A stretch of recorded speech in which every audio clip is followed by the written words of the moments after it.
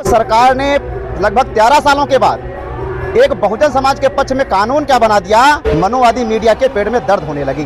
जब रोहित वेमुला को मारा गया, जब आत्महत्या करने पे मजबूर किया गया, जब पायल तन्वी को मजबूर किया गया, ऐसी तो केवल ये जो बड़े हाईलाइट केस हैं और ऐसे सैकड़ों केस यूनिवर्सिटियों में होते हैं जिनको दबा दिया जाता है। जोर शोर से लगातार इलेक्ट्रॉनिक मीडिया जो गोदी मीडिया है वो एक हेडिंग चला रही है, ठाकुर और ब्राह्मणों की जीत, बंटवारे वाले हारे।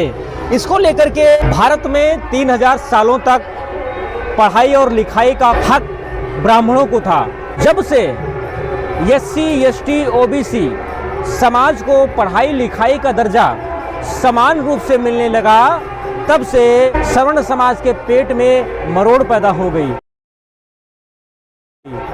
हम बात कर रहे हैं UCG को लेकर। जी हाँ, नमस्कार, मैं धीरेन्द्र कुमार, आप देखना शुरू कर चुके हैं द बुद्धिस्ट टाइम्स TV। आइए चलते हैं UGC क्या है। UGC इसके विषय में हम डिटेल में जानेंगे। हमारे साथ में इस वक्त मौजूद हैं भीम आर्मी के पदाधिकारी सरोज कुमार जी। तो सबसे पहले आपका द बुद्धिस्ट टाइम्स TV स्वागत करता है। सबसे पहले आपको बहुत बहुत धन्यवाद, मंगल कामनाएं। आज का सबसे बड़ा हमारा जो मुद्दा है, जो समाज में लगातार SC ST OBC समाज इसका लगातार विरोध कर रहा है। जब से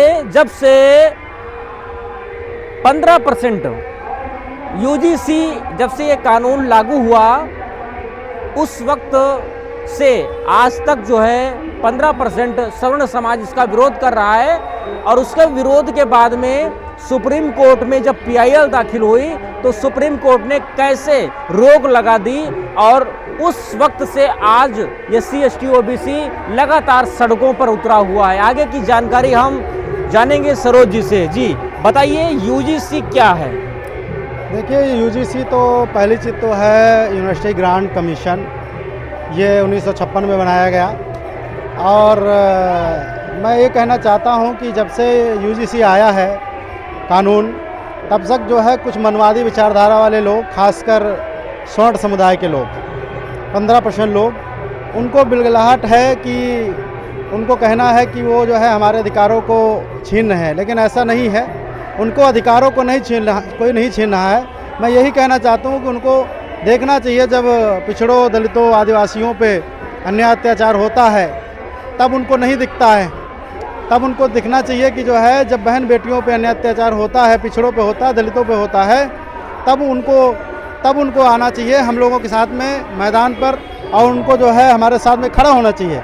लेकिन वो उल्टा कर रहे हैं। उनको ऐसा नहीं करना चाहिए कि जो है UGC आया तभी से बिलबिलाहट चालू हो गई। अब UGC जो है सही मायने में जो पिछड़ों, दलितों को, खासकर अभी पिछले में अब जब जाएंगे, रोहित वेमुला जी हमारे थे, होनहार छात्र थे और PhD के छात्र से उनको जाति शोषण की वजह से उनकी जान चली गई है। और बहन पायल तन्वी जी थी, उनकी भी चली गई। तो ऐसे बहुत सारे उदाहरण हैं, कहीं मूछ रखने पे, कहीं कुछ रखने पे, कहीं दाढ़ी रखने पे, कहीं घोड़ी चढ़ने पे हमारे लोगों के साथ में अन्याय अत्याचार होता है। तब तो ये लोग नहीं आते हैं, तब इनको समर्थन करना चाहिए। वैसे चिल्लाते रहते हैं हिंदू एक हो जाओ, यादवों की चोटी काटी जाती है जी, पेशाब पिलाया जाता है यादवों को। वही मैं कह रहा हूँ। अभी देखा आपने क्या हुआ सैफई में। तो ये समझने की ज़रूरत है, जब हमारे लोग दलित, पिछड़े, आदिवासी लोग सुरक्षित नहीं हैं तो हमारे लोग बताइए कहाँ जाएं। तो अगर कोई हमारे उसमें कानून बनता भी है तो ये मनवादी विचारधारा के लोग उसका विरोध करके उसे रुकवाने का काम करते हैं। और मैं यही कहना चाहता हूँ कि जब हम लोग हिंदू हैं तो हिंदू एकता की बात करते हो, उधर देखो बागेश्वर कहता है कि हिंदू हिंदू भाई भाई, जात पात की विरोध करो विदाई। तो इससे हमें जाहिर होता है कि तुम एक तरफ ये एजेंडा चला रहे हो, दूसरी तरफ जब हमारे लोगों के साथ अन्याय अत्याचार होता है तब तुम लोग कहाँ बिल में घुस जाते हो। ये सवाल है। आप लोग बिल में घुस जाते हैं तब तो हमारे जब शोषण होता है हमारे लोग साथ में, तब आप लोग हमारा समर्थन करने नहीं आते हैं। और एक हमको छोटा सा क्या अधिकार मिल गया UGC के माध्यम से, और उन लोगों के पेट में दर्द होने लगी। वो भी कानून से मिला। जी, मैं वही कह रहा हूँ। जैसे कोई भी कानून बनता है तो कानून जैसे चोरी का है, डकैती का है, मारपीट का है, अगर ये सब कानून बनते हैं तो इसी तरह एक अन्याय अत्याचार रोकने के लिए, पिछड़ों दलितों पे रोकने के लिए ये कानून बनाया गया। अब उस पर जो है, जैसे हम 420 का मुकदमा हो चाहे 302 का हो, जो हम लोग ये पालन करते आ रहे हैं कानून का, हमें उसका भी पालन करना चाहिए। भाई कानून सबके लिए बराबर है, कानून कोई गलत थोड़ा ना है। अब जब वो कानून हम लोगों की सुरक्षा के लिए बनाया गया, इन लोगों को पेट में दर्द होने लगा। अब ये रोड पे उतर आए हमारे सबके विरोध में। 85% आबादी के लिए इन्होंने सिर्फ 15% लोग, खासकर 3% लोग, वो लोग रोड पे आ गए हमारे लोगों को अधिकार रोकने के लिए, कि जो है वो सदियों से हम लोगों को अन्याय अत्याचार किए, और अब भारतीय संविधान के माध्यम से हमको अधिकार मिल गया। अब उनको जो है ये तकलीफ झेली नहीं जा रही है कि ये भी बढ़ रहे हैं, ये बढ़ रहे हैं, मेरे बगल में बैठेंगे। तो इसलिए इनके जो है धीरे धीरे जो कानून मिल रहे हैं, इनको ख़त्म कर दो। उनका कहना है, सवर्ण समाज के लड़कों का कहना है कि यूजीसी जो कानून है, इसके माध्यम से SC ST OBC की जो लड़कियां हैं उनको बेवजह उनको फंसाने का काम किया जाएगा, उनको जो है जेल में डलवाने का काम किया जाएगा। देखिए ऐसा नहीं है, यही मैं कहना चाह रहा हूँ कि यूजीसी चलो ठीक है, जो जितनी भी यूनिवर्सिटी ले लो, उसके प्रिंसिपल वाइस प्रिंसिपल जितने भी हैं, आप देखो किस समुदाय से हैं, ये जानना पड़ेगा। सबसे ज़्यादा आबादी जो है ब्राह्मणों की है। सारे यूनिवर्सिटी पे सारे चाहे PM का ऑफिस ले लो, चाहे उसका राष्ट्रपति का ले लो, चाहे आप जो है कोई भी XYZ ले लो, चाहे जज ले लो, सारे जज, सारे जो है ये वाइस प्रिंसिपल जितने भी बड़े बड़े पदों पर बैठे हैं, ब्राह्मण लोग बैठे हैं। अब मैं बात करूं यूजीसी की, तो विश्वविद्यालय का जो प्रिंसिपल है वो भी जो है जनरल कैटेगरी से है। तो मैं कैसे कह दूं कि जो है उनके साथ में ऐसा होगा, जब हमारे लोगों के साथ में आपका जो मेन मुखिया है, वो जो मेन लीडरशिप है, तो तैयारी मेन तो वही बैठा हुआ है, तो कैसे हो गया अत्याचार? इसमें भाई हमको बात ये नहीं समझ में आती है, जब ये कानून SC ST OBC के लिए है, तो इस कानून के खिलाफ में OBC भी तो उतर रहा है। OBC, यही तो विडंबना है हमारे देश की। आप मंडल कमीशन को पढ़े होंगे, मंडल कमीशन जब आया तो मनवादी लोगों के पेट में दर्द हुआ और हमारे लोग सड़कों पे उतरे, फिर उसे बहाल किया गया, लागू भी किया गया। अब हमारे लोग जो OBC के खासकर हैं वो नहीं उतर रहे मैदान पे। अभी आप अखिलेश यादव जी का ट्वीट देखा होगा, बहन कुंवरी मायावती जी का ट्वीट देखा होगा, राहुल गांधी का ट्वीट देखा होगा। कहीं ना कहीं ये लोग जो है, ये नेता, बड़े नेता यूजीसी पर बोलने से भी कतरा रहे हैं और खुद को पॉलिटिकल जो उनका वोट बैलेंस है उसको बचाने की कोशिश कर रहे हैं। जी वही तो मैं कहना चाहता हूँ, समझना चाहिए, भारत के 85% आबादी को समझना चाहिए कौन अपना है कौन पराया है। और राहुल गांधी का भी ट्वीट मिलना चाहिए, अखिलेश यादव का भी। सारी मानसिकता लोगों की नजर आ रही है कि क्या इनको ये पता नहीं है कि 15% भारी है या 85% भारी है? वही तो मैं कहना चाहता हूँ, इनको सीखना चाहिए। ये तो सबसे एक सिंपल सा सवाल है, किसी भी बच्चे से पूछोगे, जो पैदा होता बच्चा 2-3 साल बाद, उससे पूछोगे कि 85 ज्यादा है कि 15 ज्यादा है। फिर आपकी मायावती ब्राह्मणों के पीछे भाग रही हैं। अरे मेरी पार्टी क्या, वो तो सबकी पार्टी है। बहन कुंवरी मायावती जी हम सबकी नेता हैं, लेकिन मैं भीम आर्मी का कार्यकर्ता होने के नाते मैं ये कहना जरूर चाहता हूँ भारत देश के लोगों से, खासकर पिछड़े दलित आदिवासियों से और पूरे महिला समाज से, कि चंद्रशेखर आज़ाद जी को सुना करें। और चंद्रशेखर आज़ाद जी संसद में बोलते हैं तो देखो कैसी बात करते हैं, मानव समाज के हित में बात करते हैं, और जो है कोई भी लड़ाई होती है उसको संवैधानिक तरीके लड़ने का काम करते हैं। और चंद्रशेखर भाई ने अभी कहा भी है कि अगर कानून ये वापस लिया गया तो हम लोग सड़कों पे उतरेंगे, हम लोग प्रोटेस्ट करेंगे।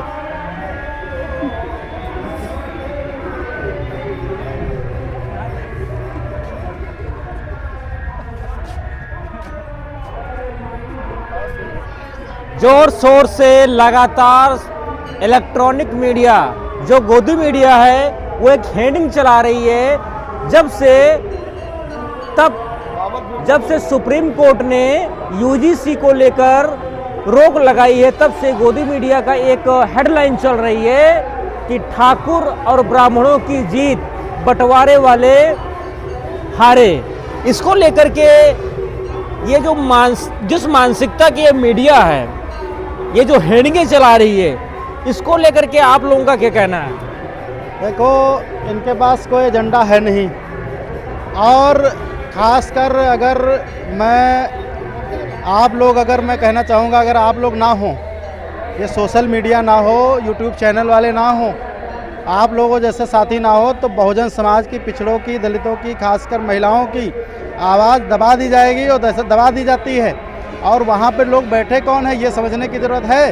वहाँ पे लोग बैठे कौन है ये ज़रूरत है समझने की। मनवादी मीडिया बैठी है, मनवादी मीडिया बैठी है। मनवादी मीडिया नहीं चाहती है कि जो हमारे अधिकार हैं वो सुरक्षित रहे, हमारे अधिकार हैं वो लोग बताएं। वो लोग बताने का काम नहीं करते हैं, क्योंकि वहाँ भी लोग बैठे हैं। जी, ठाकुर ब्राह्मण की जीत, बंटवारे वाले पीछे। देखिए, सबसे पहले आपको जय भीम। ऐसा हमारा नहीं है, ऐसा उस मीडिया का कहना है जो खबरें चला रही है। देखिए, सबसे पहले हमको इस बहुजन समाज को ये देखना चाहिए अंदर कि जो मिनिस्ट्री मीडिया है उस मीडिया में हमारी भागीदारी क्या है। हमारी भागीदारी जो होनी चाहिए, आपने एक बात कही यूजीसी को लेकर के। आज जब सरकार ने लगभग 13 सालों के बाद एक बहुजन समाज के पक्ष में कानून क्या बना दिया, मनोवादी मीडिया के पेट में दर्द होने लगी। आपको बात करनी चाहिए थी जब रोहित वेमुला को मारा गया, जब आत्महत्या करने पे मजबूर किया गया, जब पायल तन्वी को मजबूर किया गया। ऐसी तो केवल ये जो बड़े हाईलाइट केस हैं, और ऐसे सैकड़ों केस यूनिवर्सिटियों में होते हैं जिनको दबा दिया जाता है। और ये काम कौन करता? ये मनोवादी मीडिया करती है। बहुजनों को ये जानना पड़ेगा। डॉक्टर बाबा साहब भीमराव अंबेडकर ने यही बात की कि हमको भागीदारी चाहिए, और भागीदारी मिलेगी कहाँ से। और जब सरकार भागीदारी देना चाहती है, एक तरफ एजेंडा चलाते हैं कि हम सभी हिंदू हैं, हिंदू हैं, हिंदू हैं। अगर हिंदू हैं तो हमारी जब बहन बेटियों के साथ, हमारे भाइयों के साथ जब यूनिवर्सिटी में शोषण होता है, तब उस मिनिस्ट्री मीडिया को बोलना चाहिए। उसके तब आप उसके ऊपर तमगा लगाते हैं, ये दलित जाति का, ये दलित है, ये ओबीसी है, ये यादव है। आप ये तमगा क्यों लगाते हैं? आप पहले एक विचारधारा पे तो आइए। मैं नहीं कहता, आपकी मीडिया कहती है, आपके नेता कहते हैं, और बहुत सारे बाबा कहते हैं। आप देखते हैं कि जगह जगह से बाबा निकल करके सामने आते हैं और बराबर ये बात कहते रहते हैं कि हिंदू राष्ट्र बनाएंगे, हिंदू। पहले आप ये बता दिए हिंदू राष्ट्र का जिक्र है कहाँ? आप किस ग्रंथ में दिखाएंगे आपका हिंदू राष्ट्र का जिक्र है? ना तो वेद में दिया, ना तो पुराण में दिया, ना तो रामायण में दिया। आप उठा के देखिए, हमारा भारत देश का संविधान, सबसे बड़ी जो पुस्तक और जिसपे भारत देश चलता है, वो कहता है कि हमको एक ऐसे राष्ट्र का निर्माण करना है जहाँ पे सभी समाज के लोगों को बराबर की भागीदारी मिले। आर्थिक, सामाजिक, राजनीतिक, शैक्षिक, सारे बराबर के मत का अधिकार चाहिए। आज अगर यूजीसी जरूरी इसलिए क्योंकि इंटरव्यू के नाम पे हमारे जो बहुजन साथी हैं, हमारे बहुजन जो भाई हैं, बहन हैं, वो जो देखिए, जब एकेडमिक जब उसमें इंटरव्यू देने की बात आती है तो उसमें नंबर काटे जाते हैं। रिटर्न में देखिए, रिटर्न में 1000 में 975 नंबर, 950 नंबर हमारे समाज के लोगों को लेकर के आते हैं। और जब 200 का इंटरव्यू होता है तो इंटरव्यू में आप देखिएगा हम लोगों के 80 नंबर, 2-2 नंबर काट करके। अभी आपने देखा था कि एक बिहार पीसीएस को बीट किया और उसमें 2-2 नंबर काट करके उसके 20 नंबर कम कर दिए गए और उसको बाहर कर दिया गया। और जिसके 20 नंबर कम थे उसको इंटरव्यू में 200 में से 180 नंबर दे करके उसको पास कर दिया गया। तो इसीलिए हमको यूजीसी चाहिए और ये बहुजन को समझना चाहिए। मैं तो कहता हूँ, आप किस विचारधारा पे हैं पहले आप ये डिसाइड करिए। एक तरफ कहते हैं हम अम्बेडकरवादी हैं, तो अम्बेडकरवादी विचारधारा चलिए। आप इंडिया के अंदर ना जाति की लड़ाई है, ना पात की लड़ाई है, ना धर्म की लड़ाई है। इंडिया के अंदर केवल विचारधारा की लड़ाई है। और ये मैं नहीं कहता, ज्योतिबा फुले से उठाइए, ज्योतिबा फुले को ले लीजिए, छत्रपति साहू जी महाराज को ले लीजिए, डॉक्टर बाबा साहब भीमराव अंबेडकर को ले लीजिए, आप उठाइए रविदास जी। 649 साल पहले आप समझिए कि इससे पहले भी वही लड़ाई लड़ी जा रही थी जो आज लड़ी जा रही। आप सोचिए कि 2000 साल गुजर गए, फिर इस बहुजन को कब तक सोता रहेगा अपने अधिकारों के लिए। 15% के लोग आज रोड पर आकर के जगह जगह बैठ करके, और फिर कौन करवाता ये? करवाता कौन? 15% लोग रोड पर दौड़ जाते हैं। जब EWS आया, किसी नेता ने विरोध किया बहुजन समाज का? क्या उसने रोड पे उतरा? नहीं उतरा। उतरा? मैंने हम लोग मानने वाले, हम संविधान को मानने वाले, हम समतामूलक समाज की बात करते हैं। आरक्षण की बात आती है, जब आरक्षण की बात आती है तो किसको दर्द होता? आप 10% आरक्षण लिए हुए हैं, हमको दर्द नहीं होता। लेकिन जब हमारे आरक्षण की बात आती है तब आपको पेट में दर्द होने लगती है। नहीं, आरक्षण से याद आता है, आरक्षण तो वो भी तो ले रहे हैं 10%। वही बात हम कह रहे हैं। आपका जब 10% EWS आया तब ना तो उसका कोई विरोध किया, सुप्रीम कोर्ट के अंदर 24 घंटे के अंदर पास कर दिया गया बिल, और 1 महीना भी नहीं लगा, पूरे भारत देश के अंदर लागू कर दिया गया। आज UGC आया, अभी तो वो उसकी प्रक्रिया ही थी। इतना ही नहीं, रोहित वेमुला सुसाइड जो केस था उसमें रोहित वेमुला की मां ने जो है PIL दाखिल की थी सुप्रीम कोर्ट में। कई साल हो रहे हैं, करीब 3 साल के आसपास कुछ ऐसा हो रहा है, लेकिन सुप्रीम कोर्ट में अभी तक फाइनल कार्रवाई नहीं हुई। कारण इसका, लेकिन UGC को लेकर के 72 घंटे से पहले उस पर एक्शन हो जाता। इसका कारण है, इसका कारण यही तो मैं बताना चाहता हूँ, यही बताना चाहता हूँ कि जो जुडिशरी में बैठा हुआ है वहां पे बैठे हैं कौन लोग? पहले इसकी गणना करवा लीजिए। जो जाति की जनगणना की बात आती है तो उसका विरोध कौन करता? केवल 15% के लोग। आप जनगणना करवाइए तो हमको लोगों को अधिकार पता चल जाएगा कि हमारी भागीदारी क्या है। अब जुडिशरी में जो बैठा 72 घंटे नहीं गुजरे, UGC पर रोक लगा दी गई, हमारे वकील को सुना नहीं गया। क्यों? क्योंकि वहां बैठने वाला लोग मनुवादी मनुवादी के लोग बैठे। सरकार ने अपना पक्ष ही नहीं रखा क्या? ऐसा तो नहीं कि कहीं सरकार ने आप लोगों को आपस में लड़वा दिया? सरकार के पास मुद्दा हिंदू मुस्लिम का बंद हो गया। अब उसको ये चाहिए, उसको पता है कि कौन वोट हमारे पास 15% है, उसके सामने UGC लेकर के आएगा तो ये दलित और पिछड़े कहेंगे विरोध किसने किया? सरकार तो ये कहे कि मैं लेकर के आए, ये तो सुप्रीम कोर्ट ने रोक लगा दी। तो अपना पल्ला झाड़ने के लिए उसने अपने ही लोगों को सुप्रीम कोर्ट में भेज करके इस पे रोक लगाने का काम करती है। यही तो समझना पड़ेगा बहुजन समाज को। ये तो हम बहुत सारे सालों से कह रहे हैं, और इसके लिए लड़ाई आप देखिए, हमारे जितने भी नेता हैं आप उनके ट्वीट देखिए। आप पहले ये तय कर लिए किसके साथ खड़ा होना चाहते हैं। मैं बात फिर से आपके माध्यम से बताना चाहता हूँ, भारत देश के अंदर नेताओं को जल्द ही समझ जाना चाहिए। नहीं समझेंगे तो ये बहुजन समाज अपने आप अपना नेता लीडर चुन लेगा। उसके साथ में जो जमीनी स्तर से लेकर के संसद तक काम करेगा लड़ने का, उसके साथ ये बहुजन समाज खड़े होने का काम बिल्कुल तैयारी के साथ खड़ा हुआ है।